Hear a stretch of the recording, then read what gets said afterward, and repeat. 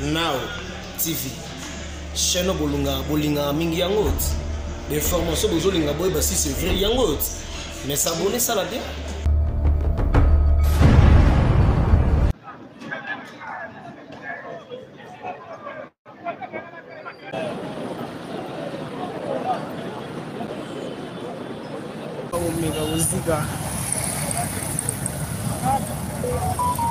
Mbangu na poto ba planifier débat na bango ba OK. Na idée qui va organiser 1-23 et je viens encore réitérer. Nous attendons 1-23. Nous attendons 1-23. Nous allons distribuer les armes même dans des terrains de football. J'assigne ma déclaration. Nous attendons. C'est une autre manière de dire que la guerre sera longue et populaire. Nous attendons les 1-23. Depuis que Mobutu est parti en 1997, nous avons tous échoué. Donc j'appelle tout le monde à l'humilité. Nous avons été incapables de créer un Congo plus beau qu'avant, comme le dit notre hymne national, depuis que Mobutu est parti. Et nous sommes maintenant au pied du mur. Donc nous devons nous mettre tous ensemble et prendre un nouveau pacte national. Autour de qui? C'est ça la question. On peut faire sur ça. Il y a un président. Mais il faut un leader. Mais le président, il est là pour ça. Mais c'est la raison pour laquelle il faut que ce truc de consensus national soit mis sous la présidence. Moi, je propose la présidence de l'Église catholique, l'Église de Christ. L'Église qui va diriger le pays? Non, qui ne dirige pas. Qui nous amène dans un processus qui nous amènera à un consensus national. Parce que quand il dit le pays fragilisé, mais le pays fragilisé, il y a le tribalisme qui est là. Donc si on maintient M. Tshisekedi, est-ce qu'il pourra résoudre en peu de temps tout ce qui est comme fissure avec le tribalisme? Mais on met qui? Moi je ne suis pas d'accord, je suis pour la guerre, voilà. Les pertes de Goma et de Bukavu, les critiques ne cessent de pleuvoir sur les dirigeants congolais. Certains même vont jusqu'à demander la démission du président de la République. Alors sur ce plateau, il est en train de se demander si Félix Tshisekedi est toujours l'homme de la situation. Et pour en parler, je reçois le docteur Ben Luther Touré, enseignant à l'université Paris-Nord-Sorbonne. Bonsoir docteur. Bonsoir Carlil. Armand Mavinga, politologue. Bonsoir. Bonsoir. Et on retrouve Antoine Claude Okongo, président de l'UNJAE et chroniqueur habitué de la bande. Bonsoir Antoine. Bonsoir. Et bien, bon retour parmi nous. Messieurs, avant de s'intéresser à la gestion politique du président Tshisekedi, on va faire un point d'actualité avec les explosions qui ont endeuillé le premier meeting du chef de l'Alliance du fleuve Congo et de ses alliés du M23. Je parle bien évidemment de Corneille Nangaa. Les explosions qui ont eu lieu hier à Bukavu. Corneille Nangaa accuse le président Félix Tshisekedi, je cite, de terrorisme d'État. Tandis que sur X, la présidence congolaise a condamné fermement cet acte terroriste odieux qui a été perpétré, je cite, par une armée étrangère présente illégalement sur le sol congolais. Pour faire simple, que vous inspire tout ça? Très simple, Carlil.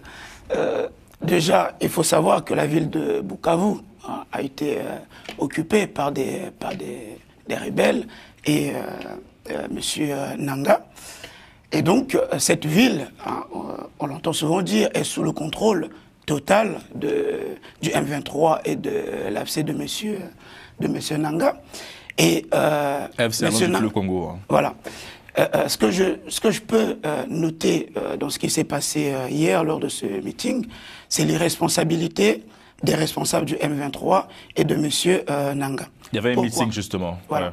Pourquoi? Parce qu'ils savent très bien qu'il y a l'insécurité qui plane dans la ville, l'insécurité qui règne, de là à rassembler des milliers de gens sur une grande place de la ville, tout en sachant qu'il y a un risque de sécurité très très important, eh bien, ils n'ont pas su tout simplement assurer la sécurité de ces personnes-là. Et donc, cela m'amène tout simplement à dire que la ville de Bukavu, finalement, n'est pas totalement sous le contrôle du M23 et de l'AFC de M. Nangaa. Avant toute chose, je voudrais simplement prendre quelques minutes pour exprimer mes condoléances aux victimes de cet attentat, car il faut le dire comme il faut le qualifier. En fait, c'est un attentat tout simplement contre les populations de Bukavu qui sont déjà endeuillées par ce qui se passe actuellement au sein des deux provinces du Nord et du Sud Kivu. Mais ce n'est pas la première fois également que le M23 et l'Alliance Fleuve Congo font des meetings. Hein. Ça s'est passé à Goma également et ça s'est passé à Bukavu. Certes, il y a eu cet attentat-là, mais il ne faut pas non plus totalement rejeter la faute sur le M23. Hein. Je pense que c'est un écosystème sur lequel il faut remettre en cause car actuellement, il y a un climat d'insécurité. Certes, ce n'est pas prudent de faire ce meeting-là, mais ça ne va pas non plus empêcher les personnes sur ces territoires-là de vivre. D'ailleurs, le Corneille Nangaa, je crois, il invite les populations à reprendre leur vie habituelle, etc., etc. Mais évidemment, il faut protéger la population, que ce soit de la part du gouvernement que du M23. Donc, en soi, ça... Mais le gouvernement n'existait plus dans ces contrées-là. Le gouvernement n'existait plus. On a là une administration de fait qui est créée par M. Corneille Nangaa. Et la responsabilité première d'une administration, des autorités administratives, c'est de faire quoi? C'est d'assurer le bon ordre, tout simplement. Et lorsqu'on se permet d'organiser des meetings, il faut s'assurer qu'il y a une vraie sécurité qui est là. Donc je rejette, moi, finalement, la faute sur eux parce qu'ils se disent que désormais, la ville de Goma, de Bukavu, est sous leur contrôle total. Mais eux, ils accusent, M. Benter, ils accusent l'État. Sans aucun fondement, alors que c'est eux qui gèrent cette ville. C'est ça, ils ont organisé les activités. Quand on organise les activités, il faut faire en sorte que la sécurité de ces personnes soit assurée, tout simplement. C'est ça, il faut assumer. Mais il ne le gère pas totalement. Pour moi c'est une fantaisie. Non, c'est ce qui se dit. Oui, mais pour moi, dans tous les cas, c'est une fantaisie de dire que le M23 gère totalement la ville. Et pour moi, ce n'est pas une administration. Ce sont des hommes en armes. Une administration de fait. Oui, mais ce sont des rebelles. Il n'y a pas d'administration pour moi. Ce sont des personnes qui ont pris le contrôle de la ville par les armes. Et donc, il n'y a pas d'administration. Enfin, non, une administration de fait. Eux, ils se protègent, eux, simplement. Ils ne vont pas protéger non plus la population. Ah, alors, pour moi, c'est pas le message qu'ils ont annoncé quand ils sont arrivés. Ils n'ont pas d'armée. Hein. Ils ont une armée, mais c'est une armée combative. Ils sont là pour faire quoi? M. Nangaa le dit tout le temps, qu'il est là pour assurer la sécurité des populations. Donc c'est pour ça quand il dit que quand il a fait un appel aux populations qui ont fui des combats dans de grandes villes, de dire revenez, il y a la sécurité, c'est qu'il est en mesure de faire tout ça. Et quand il fait des meetings, ça envoie un message fort pour dire que nous on a véritablement le contrôle de la ville. Tout simplement. Je vais clarifier. Antoine, concrètement, c'est quoi votre ligne sur ce sujet? Ma ligne, c'est de dire que pour moi, le M23 n'a pas le contrôle total de la ville. Ils viennent encore de le prouver. Ça prouve encore d'une certaine manière que le gouvernement de Kinshasa peut totalement reprendre le contrôle sur ces villes-là et qu'il faut qu'ils y aillent maintenant. Et donc, faille de sécurité. Il faut vraiment, c'est une faille de sécurité. Il le prouve encore une fois. Il faut y aller maintenant. Il faut vraiment y aller pour attaquer le M23 et protéger réellement la population et surtout reprendre le contrôle de ces villes et de ces deux provinces-là, en fait. Ça, c'est très bien ce que vous dites. On en parlera tout à l'heure. Oui, moi, c'est d'abord un sentiment de tristesse. Donc, je me joins à toutes les autres voix pour apporter mon message de soutien à la population congolaise de l'Est qui souffre atrocement. Et j'adresse mon message de condoléances à toutes les familles éprouvées. Mais il y a un problème de, comme moi je le dirais, un problème de responsabilité partagée. Partagée pourquoi? Parce que le Nangaa et les autres sont en République démocratique du Congo. Donc, ils ne sont pas dans... Le Goma et autres, Nord Kivu, Sud Kivu, appartiennent à la République démocratique du Congo. Donc, chaque fois qu'il y a ce problème d'insécurité, des situations graves, ça s'appelle la responsabilité morale de l'État qui est chargé de veiller, tout en sachant qu'il y a une rébellion qui a plus de place. Et des deux, il y a aussi une responsabilité de fait pour l'AFC et le M23. Quand vous êtes en train de mener des activités, et ils sont bien au courant de tout ce qui est problème d'insécurité à l'est du pays. Nous le vivons au jour le jour. Donc il y a là une certaine responsabilité de M23. D'une part, il y a une sécurité parce qu'ils sont là, ils étaient là. Ils n'ont pas pu empêcher l'acte qui est un acte terroriste. Un acte terroriste. Et je dois vous le souligner qu'en fait, la République démocratique du Congo, depuis plusieurs années, est tenté de vivre un phénomène que j'appellerais le terrorisme camouflé des États. C'est-à-dire, il y a des États voisins qui sont utilisés, instrumentalisés pour déstabiliser la République démocratique du Congo, pour piller ses richesses. Et on a mis en place un système de terrorisme camouflé des États. C'est-à-dire qu'il y a des actes terroristes, mais si vous analysez à la profondeur des choses, vous verrez qu'il y a des États cachés qui sont derrière beaucoup de terroristes qui agissent en République démocratique du Congo. Là, ça en tout cas, concernant les explosions, le M23, c'est des doigts le gouvernement aussi. Donc, ce que vous dites est assez intéressant. D'où je propose qu'il faut qu'il y ait une enquête internationale indépendante maintenant pour éclairer, parce qu'il faut qu'on éclaire ce genre de situations qui risquent de se répéter et de prendre des allures en tout cas, ça montre qu'il y a des failles aussi au niveau du M23. Ça, c'est l'une des grandes leçons aujourd'hui que Kone Nanga ne rassure pas totalement les populations, contrairement à ce qui peut se dire. Oui. Monsieur, prenons la route pour Kinshasa pour revenir sur les propos du président Tshisekedi ce week-end. Il déclarait devant sa majorité: nous avons perdu 2 batailles, mais non la guerre. Il a critiqué au passage le quasi-silence de la majorité de ses membres de sa famille politique en ces temps de crise. Messieurs, est-ce que l'union est toujours sacrée autour de Félix Tshisekedi? S'il faut répondre, je dirais non. Non, pourquoi? Parce que cela fait, c'est une conséquence en vérité de la situation institutionnelle même du pays. Parce que j'entends souvent quand le président a voulu changer la constitution, beaucoup de voix se sont levées contre. Mais aujourd'hui, on vit cette situation parce qu'au plan institutionnel, il y a des blocages. Pourquoi il y a des blocages au plan institutionnel? Parce que la constitution de la République démocratique du Congo, telle qu'elle est faite, ne permet pas aujourd'hui au président, quel qu'il soit, de pouvoir avoir une majorité certaine au Parlement, ce qui fait qu'il sera obligé, lui, de composer par le jeu des coalitions. Et le risque des coalitions, c'est quoi? C'est qu'on va avoir plusieurs visions politiques qui parfois au départ étaient diamétralement opposées, mais vont cohabiter, et chaque vision va vouloir exprimer ses desiderata. Et le président sera obligé de pouvoir satisfaire aux desiderata de tout le monde. Et ce qui c'est bien ça la démocratie, je crois. Justement, c'est ce que je veux dire aussi. C'est problématique ce que vous dites. Non. Non, bah si, c'est problématique. C'est la démocratie, mais la démocratie n'est pas synonyme de blocage institutionnel. Pourquoi je le dis? Je le dis parce que lorsqu'on forme une union, ça veut dire qu'on s'aligne sur la vision de celui qui a proposé la création de cette union. On est d'accord? Mais si la vision de celui qui a proposé la création de cette union, c'est de vouloir contrer l'ennemi, et qu'au sein de cette union, il y a des voix dissidentes, il y a contradiction.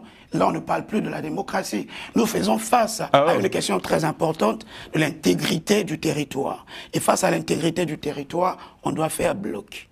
Voilà. Donc, du coup, il n'y a plus d'union sacrée aujourd'hui? Pour moi, l'union sacrée, je dirais, c'est plutôt une union dispersée.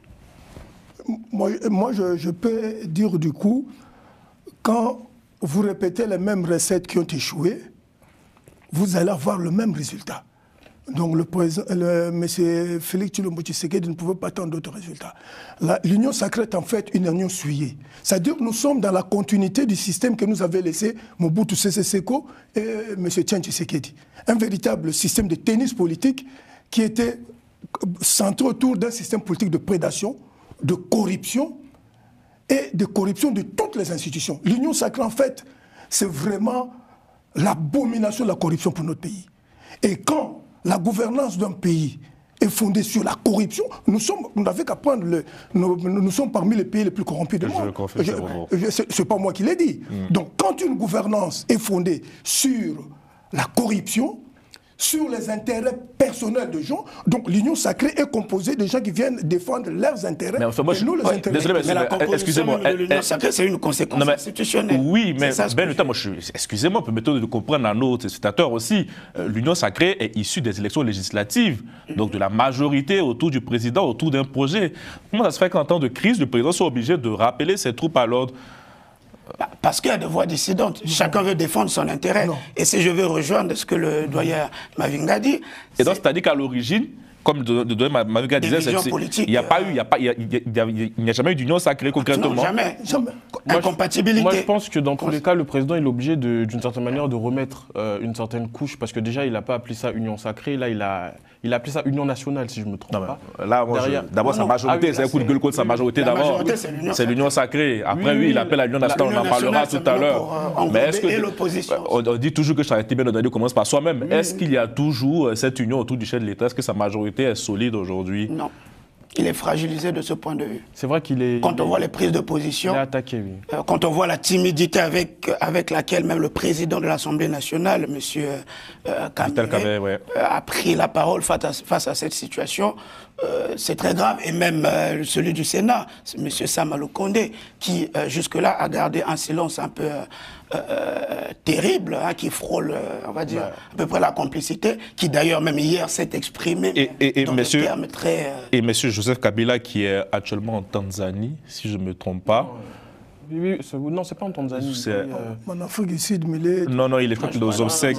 Il est en Tanzanie, aux obsèques de l'ancien président. Oui, avait qualifié de simulacre la dernière élection présidentielle de décembre 2023. Et dans une tribune publiée dans un journal sud-africain, il a dit, il a pointé du doigt, excusez-moi, la mauvaise gouvernance de son successeur.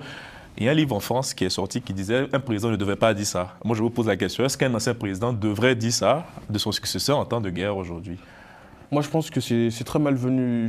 Il n'aurait pas dû dire ça à ce moment-là. Je pense qu'aujourd'hui, un ancien président élu démocratiquement qui a laissé la main à un autre élu démocratiquement, je pense qu'ils peuvent se retrouver afin de discuter. C'est ce qui se passe dans les pays où la démocratie règne. Il était même aussi attaqué par Tshisekedi. Hein, donc, Oui, en effet, mais on ne doit pas être dans une certaine surenchère. Nous sommes en guerre et en tant que pays attaqué, nous devons réellement faire bloc. Un président qui n'est plus au pouvoir, bien qu'il ne soutient pas le président actuel, il doit dans les formes le soutenir publiquement pour dire que c'est notre pays, on doit tout faire pour le protéger. Ça doit se passer comme ça. Je pense qu'ils sont tombés tous les deux dans un piège, que ce soit M. Félix Tshilombo Tshisekedi et M. Joseph Kabila. Pourquoi? M. Félix Tshilombo Tshisekedi le dit clairement partout, la guerre de l'Est, le M23, tout ça, c'est Joseph Kabila. Et donc Joseph Kabila se sentant aussi totalement condamné, acculé, il s'est dit, il a aussi le droit de se défendre. C'est tout à fait normal, toute personne peut se défendre. Et lui, il rétorque en disant c'est la mauvaise gouvernance, le tribalisme, tout ce qui a été... enfin, qui a existé aussi peut-être sur lui. Hein. Oui. Donc voilà. C'est dommage. Parce que c'est pour dire quoi? Depuis 2006, nous avons pris un mauvais départ. Depuis les élections de 2006 jusqu'à aujourd'hui, notre pays a pris un mauvais départ. Nous devons faire stop, nous mettre ensemble pour un nouveau pacte social. Nous, en tout cas, mettre ensemble un nouveau pacte social. Et justement, c'est ce que le président a proposé aussi. Il invite toutes les forces vives de la nation autour d'une coalition, une unité nationale pour faire face à l'ennemi. Il a précisé pas ceux qui portent les intérêts des étrangers. Je ne sais pas à qui il s'adresse en ce moment. Mais est-ce que cette coalition-là est possible dans cette situation qu'on vient de décrire avec un président quasiment isolé dans sa majorité? Oui, Carlyle, d'abord, en une seconde, comment le président Kabila qui accuse le président Tshisekedi de la malgouvernance et d'être mal élu en quelque sorte, mais lui-même, comment est-il arrivé au pouvoir? Comment est-il arrivé au pouvoir? Son père décède, on l'impose, alors que c'est le président du Sénat qui devrait assurer la vacance de pouvoir. Il a été imposé.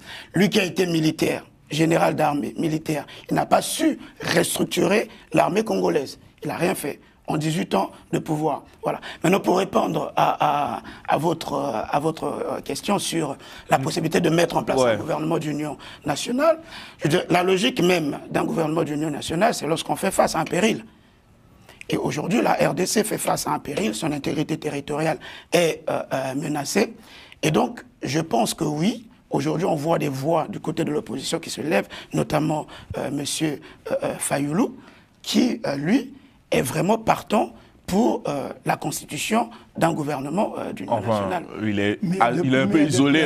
Il est un peu isolé parce que les autres... Il a dit qu'il faut faire bloc. Mais les gens se disent qu'ils ne sont pas à la recherche de poste. Après, je dirais également qu'il ne faut pas non plus tomber dans cette recherche-là d'un poste ou... Voilà, justement, c'est ça en fait le problème. Le problème avec la RDC, c'est que les politiques ne doivent pas être là dans le but de s'accaparer un bout de territoire, un bout de pouvoir ou autre. Là, nous sommes la RDC fait face à un péril. Ils doivent être souverains, ils doivent se rappeler de la souveraineté de leur territoire. Et donc, le président Tshisekedi doit actuellement réunir l'armée, préparer ses troupes, et surtout préparer des personnes qui pourront réellement aller en guerre. Enfin, c'est une armée qui existe. C'est une armée qui existe. Bien sûr. Il y a une armée avec... Certes, c'est pas le genre qu'on a vu. L'armée congolaise est extrêmement corrompue. Ça a été classé pourtant 8e parmi les meilleures armées africaines. Donc, ce qui est assez paradoxal. C'est un problème. Mais moi, je voulais dire, il faut toujours...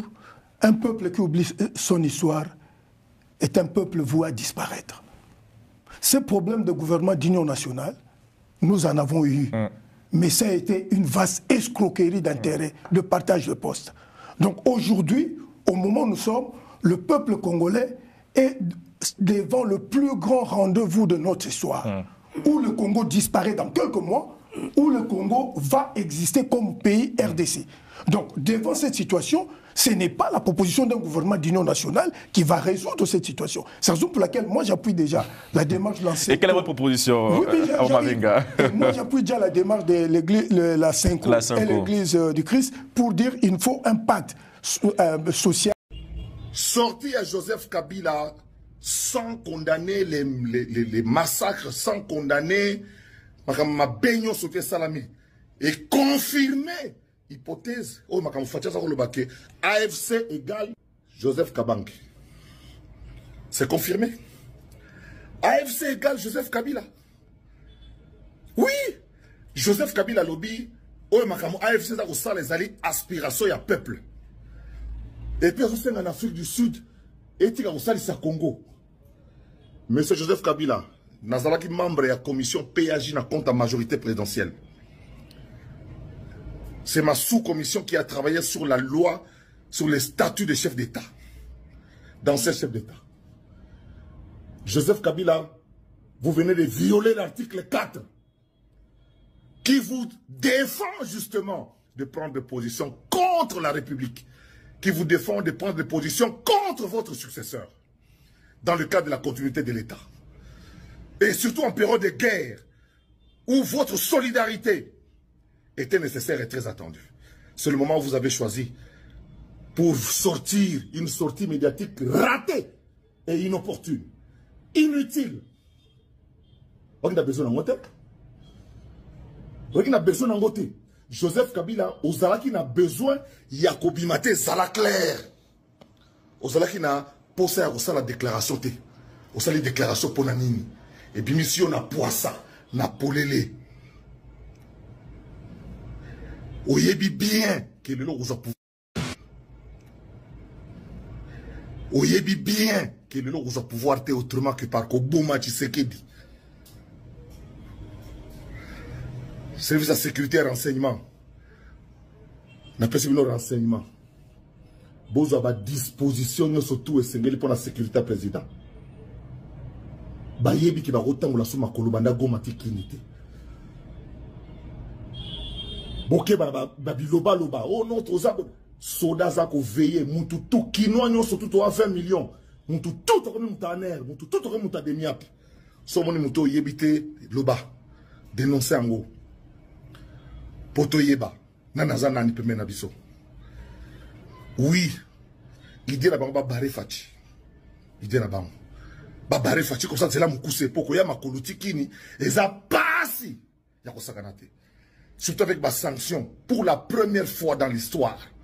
Pour la première fois dans l'histoire. Et là je félicite notre ambassadeur auprès de l'Union européenne, ambassadeur Christian Dongala, jeune turc, jeune politicien. Na ministre des Affaires étrangères, Mouzalendo ya diplomatie. Pour la première fois en 30 ans, le Rwanda a été condamné. Luxembourg, bah Congolais, parce que nous sommes en marche contre Luxembourg.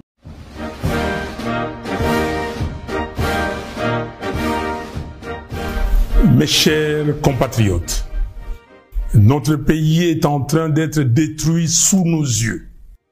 Il est impératif d'agir sans tarder pour empêcher l'irréparable, à savoir la balkanisation du Congo.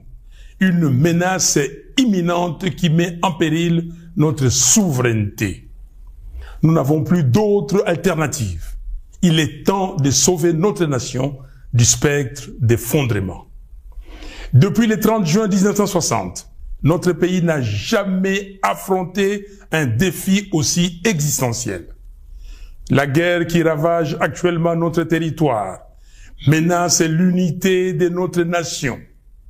Dans ces contextes d'extrême urgence, la cohésion nationale doit s'imposer comme notre priorité politique absolue. Chaque jour, nos villes, nos territoires, nos villages et nos provinces tombent sous le joug des agresseurs, tel un héritage laissé à l'abandon. Combien de morts faudra-t-il encore pour que nous prenions pleinement conscience de l'urgence d'unir nos forces, de transcender nos divergences et de trouver une solution pour préserver les 2 345 410 km² de notre territoire. La balkanisation du Congo, insidieusement orchestrée sous nos yeux, ne saurait être tolérée. C'est un projet ignoble, une profanation de l'héritage légué par Simon Kimbangu et Patrice Lumumba. Aujourd'hui, plus que jamais, il incombe à chaque Congolais d'assumer sa part des responsabilités dans la lutte pour la sauvegarde de notre pays. Cette guerre, ces souffrances, ces vies fauchées en grand nombre nous enjoignent à un profond changement d'attitude. Nous ne pouvons plus nous permettre l'inaction ni la complaisance. Il est de notre devoir de contrer ceux qui cherchent à diviser notre peuple et à nous précipiter vers notre propre perte. Face à l'ampleur du désastre, la division interne est un luxe que nous ne pouvons plus nous offrir. L'initiative congolo-congolaise, que nous qualifions de processus de Kinshasa, proposée par la CENCO et l'ECC, constitue une opportunité historique pour mettre fin à la guerre et reconstruire notre pays. Ce projet ne se limite pas à un simple appel à la paix. Il incarne une profonde refonte de notre approche politique, une véritable révolution dans notre manière de vivre ensemble. Je lance donc un appel ferme à tous les Congolais, quelles que soient leurs appartenances, à se rallier à cette dynamique de réconciliation et de cohésion nationale. L'heure est à la responsabilité individuelle et collective. Il est temps d'agir pour sauver notre pays. J'exhorte Corneille Nangaa à déposer les armes, à faire prévaloir l'intérêt supérieur de la nation, en pensant à l'intégrité de notre territoire national et surtout à reconnaître les droits inaliénables à la vie de ses frères et sœurs. J'en appelle à Joseph Kabila afin qu'il se remémore tout ce que le Congo lui a donné et qu'il s'engage résolument en faveur de la paix. J'invite Félix Tshisekedi à mesurer l'ampleur du désastre qui accable notre pays et à soutenir sans réserve l'initiative des évêques de la CENCO et des pasteurs de l'ECC. J'encourage enfin l'ensemble des responsables religieux à s'unir derrière ces processus salvateurs pour notre nation. C'est une catharsis. Mes chers compatriotes, il est impératif que nous agissions sans délai pour mettre un terme à la guerre, stopper les massacres des Congolais, en finir avec les déplacements forcés de nos concitoyens, restaurer l'intégrité de notre territoire et alléger les souffrances de notre peuple.